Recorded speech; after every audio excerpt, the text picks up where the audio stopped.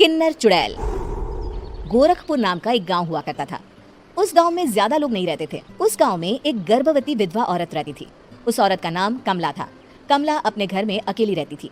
उसके पति की सारी जायदाद उसके नाम हो गई थी, पर सभी गांव वाले उस औरत को मनहूस औरत समझा करते थे और सभी उससे नफरत किया करते थे। एक बार कमला राशन की दुकान पर खाने का सामान खरीदने जाती है।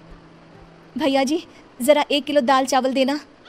अरे हाय हाय हाय हाय हाय, अरे मनहूस औरत, मेरी दुकान में अपशुगन करवाने आ गई क्या? हैं? चल जा यहाँ से, मैं कुछ नहीं देने वाला तुझे। भाग भाग यहाँ से, चल जा निकल। भैया जी ऐसा मत कहिए, मैं गर्भवती हूँ, मुझे खाने की बहुत जरूरत है, मुझे खाना दे दीजिए।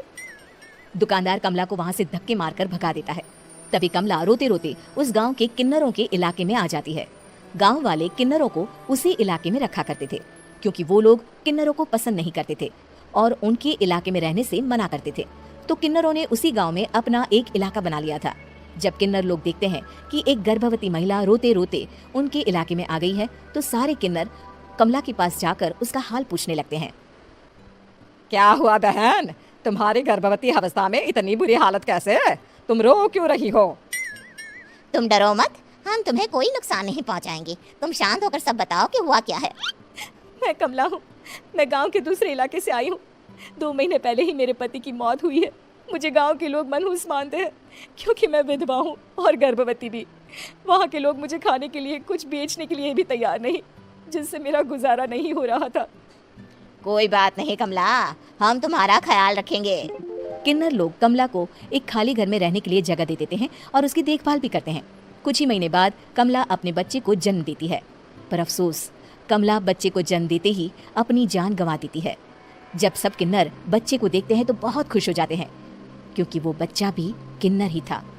कमला ने एक किन्नर बच्चे को जन्म दिया था। अब इस बच्चे की देखभाल कौन करेगा? हम तो इस बच्चे को गांव के दूसरे इलाके में भी नहीं भेज सकते। और तो क्या हुआ, इस बच्चे की माँ नहीं रही तो हम इसे पालेंगे। अब ये हमारे इलाके में रहेगा, हमारे साथ रहेगा। फिर वो किन्नर उस किन्नर बच्चे को गोद ले लेते हैं, उसका नामकरण कराते हैं। उस किन्नर बच्चे का नाम शक्ति रखा जाता है। देखते ही देखते शक्ति बड़ी होने लगती है। उसके रंग रूप बहुत सुंदर थे। वो बहुत सुंदर किन्नर दिखती है। एक दिन शक्ति एक किन्नर से पूछती है, माँ जी सुनिए ना, ये गांव के दूसरे इलाके में भी तो लोग रहते हैं, तो हम वहाँ क्यों नहीं जाते? हम उनसे अलग क्यों रहते हैं? शक्ति, क्योंकि वो लोग हमारे जैसे नहीं, वो लोग हमें पसंद नहीं करते, इसीलिए हम उनसे अलग रहते हैं। क्यों? वो हमें क्यों पसंद नहीं करते? मुझे एक बार उस इलाके में जाना है, मैं एक बार वहाँ जाकर घूम कर आऊँ। शक्ति, खबरदार, जो तू उस इलाके में कभी भी गई तो अपनी जान नहीं गंवाना चाहती तो उस इलाके में कभी कदम भी नहीं रखेगी, समझी? इतना कहकर वो किन्नर वहाँ से चली जाती है। शक्ति उस किन्नर की बात सुनकर बहुत रोती है। माँ जी ऐसा कैसे कह सकती है? उन्होंने इतनी सी बात के लिए मुझे इतना डांटा। अब तो मैं उस इलाके में जरूर जाऊंगी। फिर एक दिन शक्ति गांव के दूसरे इलाके में चुपके से जाती है। ये लोग तो हमारे जैसे ही इंसान हैं, तो ये हमसे नफरत क्यों करते हैं? जब शक्ति उस इलाके में पहुंचती है तो गांव के सारे आदमी उसके रूप से मोहित हो जाते हैं। वो लोग ये अंदाजा नहीं लगा पाते कि वो किन्नर है। शक्ति की सुंदरता देखकर सारे गांव वाले उसकी तारीफ करने लगते हैं। तभी गांव का चक्कर लगाने गांव के जमींदार का बेटा हर्ष वहां पहुंचता है। हर्ष भी दिखने में बहुत सुंदर होता है। जब हर्ष ने शक्ति को देखा तो वो भी उससे मोहित हो गया, और जब शक्ति की नजर हर्ष पर पड़ी तो वो हर्ष को देखकर मोहित हो गई। आपको पहले कभी इस गांव में देखा नहीं। इस गांव में आप नए हैं क्या? जी नहीं, वो मैं बस। तभी शक्ति बोलते बोलते रुक जाती है और मन में सोचने लगती है, अगर मैंने इनको बता दिया कि मैं दूसरे इलाके से आई हूँ तो वो समझ जाएंगे कि मैं किन्नर हूँ, इसलिए मुझे इनसे झूठ ही बोलना पड़ेगा। शक्ति हर्ष को कहती है, जी हाँ, मैं इस गांव में नई आई हूँ, यहाँ अकेली रहती हूँ। वैसे आप कौन है? आप भी इसी गांव में रहते हैं? जी हाँ, मैं इस गांव के जमींदार का बेटा हूँ। आपको किसी भी चीज की जरूरत पड़े तो आप मुझे बता देना, मुझे अच्छा लगेगा। ऐसे ही शक्ति और हर्ष एक दूसरे से रोज मिलने लगते। वो दोनों अपने प्यार का इजहार करने एक दूसरे से मिलने जाते हैं। तभी शक्ति का पीछा करते करते एक किन्नर वहां आ जाती है। शक्ति, मैं तुमसे बहुत प्यार करता हूँ। मैं तुमसे शादी करना चाहता हूँ। क्या तुम मुझसे शादी करोगी? हाँ हर्ष, मैं तुमसे शादी करूंगी, पर मैं तुमको अपने बारे में एक सच्चाई बताना चाहती हूँ जो मैंने तुमसे छुपा कर रखी है। तभी उनके बीच में ही वो किन्नर आ जाती है। शक्ति, तेरी हिम्मत कैसे हुई ऐसा करने की? वो किन्नर शक्ति को खींचकर गांव के जमींदार के पास ले जाती है। हर्ष भी वहां शक्ति को बचाने के लिए पहुंच जाता है। जमींदार शक्ति और हर्ष के प्यार के बारे में सुनकर गुस्से में आ जाता है और शक्ति को गांव के बाहर निकालने की सजा देता है। शक्ति ये बात सहन नहीं कर पाती और कुएं में कूदकर अपनी जान दे देती है।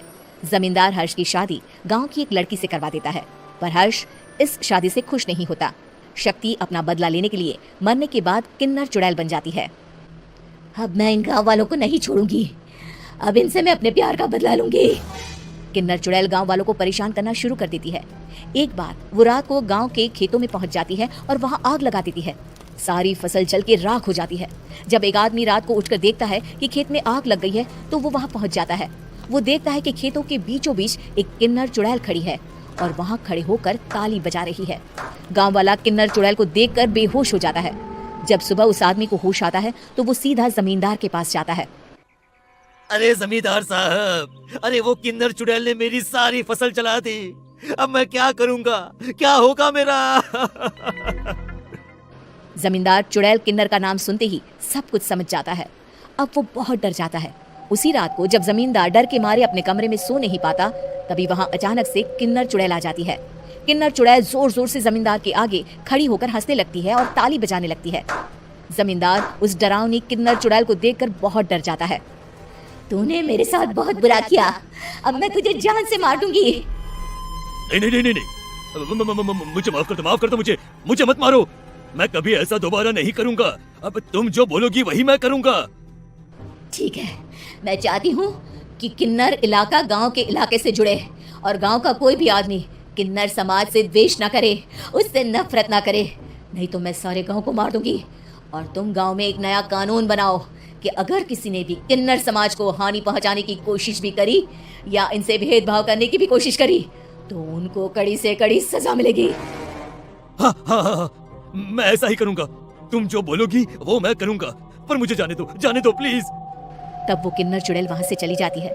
गांव का जमींदार किन्नर चुड़ैल का कहा मानते हुए दोनों इलाकों को एक कर देता है और नया कानून भी लागू कर देता है। तब से वहां किन्नर समाज और बाकी गांव वाले शांतिपूर्वक रहने लगते हैं।